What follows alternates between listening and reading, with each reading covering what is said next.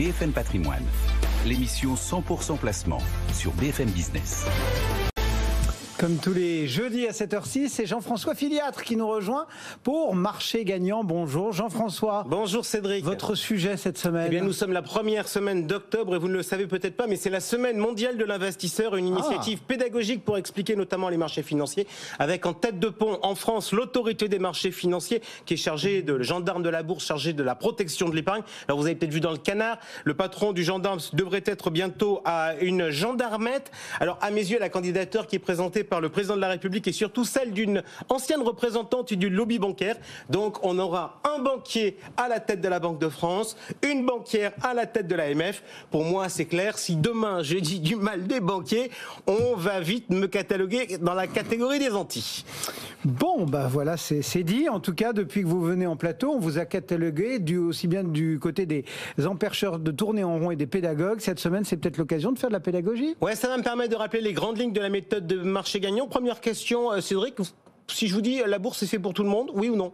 Je dirais non, il faut quand même avoir un peu d'argent de côté. En fait, la bourse, tout le monde peut y aller. Et en fait, il y a plein de gens qui y vont simplement parce qu'ils n'ont pas de thunes et qui veulent tenter d'en faire vite. Ça marche aussi, ou ça échoue d'ailleurs aussi souvent, par exemple avec les cryptos. Mais dans mon esprit, c'est autre chose. J'appelle ça du gaming. Alors, si l'on intègre la bourse dans une approche patrimoniale, ce qu'on aime bien chez les marchés gagnants, eh bien, on dit qu'on distingue l'épargne, comprenez l'épargne de précaution, et l'investissement, c'est-à-dire les sommes placées dont on n'a pas besoin du jour au lendemain. Donc, je pense qu'on peut aller en bourse, une fois qu'on a quand même quelques noisettes pour les coups durs, reste à savoir combien. Cédric, votre chiffre?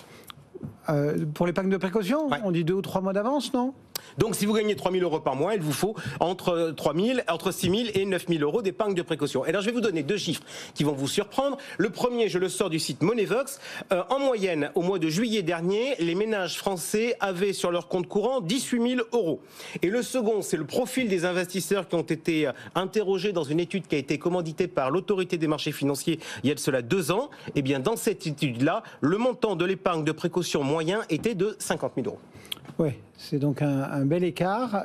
Vous défendez quelle position? Eh bien, je vais vous faire une confidence. J'aime pas la pédagogie doctrinale. Genre, il y a une vérité et c'est pas autrement. Et pourquoi je dis ça? Parce qu'en réalité, dans nos matières, il n'y a pas de vérité stable dans le temps. Vous connaissez la petite musique qui nous dit un placement à long terme rapporte plus qu'un placement à court terme. Eh bien, que va-t-il se passer cette année? Eh bien, vous allez regarder le taux du livret A, placement à court terme par excellence, qui va rapporter plus que le fonds en euros, son alter ego à long terme. Et bing, toute l'éducation financière perd d'un coup en crédibilité.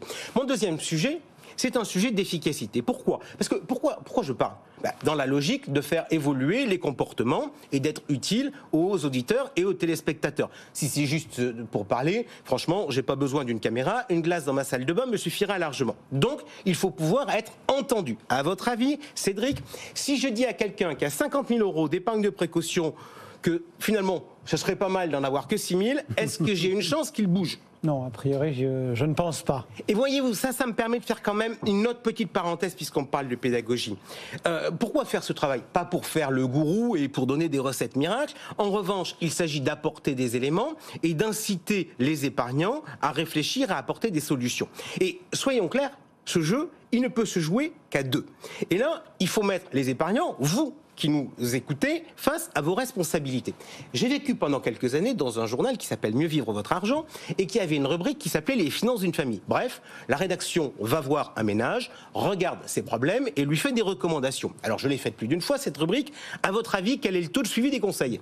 La rédaction de Mieux vivre, c'était très reconnu, donc j'imagine que vous étiez bien accueillis, enfin que c'est suivi. Eh bien, la réalité est beaucoup plus nuancée. Pourquoi? Parce qu'en fait, les épargnants, ils vous invitent pour que vous les confortiez dans leur choix. De la même façon, pourquoi lit-on ce qui reste de la presse boursière? Pas pour investir dans toutes les valeurs recommandées toutes les semaines, parce qu'il faudrait être Bernard Arnault pour avoir le pognon pour le faire. Non, on cherche de la réassurance. On se limite donc à regarder de l'information pour être conforté dans ses choix. C'est d'ailleurs partant de ce principe que dans nos méthodologies, on a beaucoup intégré chez Marché Gagnant les logiques de finances comportementales. Bon. L'épargne de précaution, on a 2 bornes, 6 et 50 000. Vous mettez le curseur où? Je pense que dans la très grande majorité des cas, un livret A rempli est un maximum pour un ménage. Ce qui en pratique devrait nous donner une moyenne un peu plus basse que les 18 000 euros. parce que c'est triste à dire, mais il y a quand même toute une partie de la population qui n'a pas les moyens de mettre cet argent de côté. Donc partant d'ailleurs de ce principe, la coexistence entre le livret A et le LDDS est une hérésie du système, tout comme d'ailleurs la possibilité d'ouvrir un livret A pour les petits-enfants. Oula, vous n'allez pas vous faire des amis. Non, mais je vous rassure, je peux y aller parce que ça ne va pas bouger. La Cour des comptes vient d'ailleurs de regarder le sujet. Elle écarte la mise en place d'un plafond global au livret A et au LDDS, car ce serait une usine à gaz. Et elle écarte la fusion des deux produits, car l'appellation LDDS, accrochez-vous, permet d'afficher qu'une partie de l'épargne est fléchée vers des objectifs à forte portée politique. En revanche, bonne nouvelle, la Cour des comptes nous dit qu'il faut écarter l'idée d'une fiscalisation de ces livrets. Alors, dans votre méthode, tout ce qui n'est pas épargne de précaution est donc investissement, on l'aura compris. Et sur cette partie, vous avez mis au point une méthode qui est disponible sur Marché Gagnant pour déterminer la part d'actions qu'on doit avoir en portefeuille. Ok, je pourrais vous embaucher pour faire la promo, mais l'heure tourne. Donc, on va effectivement tenter d'avancer. À votre avis, quelle est la première question à se poser pour aller en bourse à notre stade d'avancement-là? Quelle valeur acheter? Non, mais je vais être retort. Qu'est-ce qu'on dit traditionnellement sur la fiscalité dans le monde de l'épargne? Que c'est la cerise sur le gâteau, le dernier critère à regarder. Eh bien, dans notre cas, dites-vous qu'en bourse, la bourse, c'est un peu comme une tarte tatin. Le premier critère à regarder quand on va en bourse, c'est l'enveloppe fiscale où on va opérer. Pourquoi?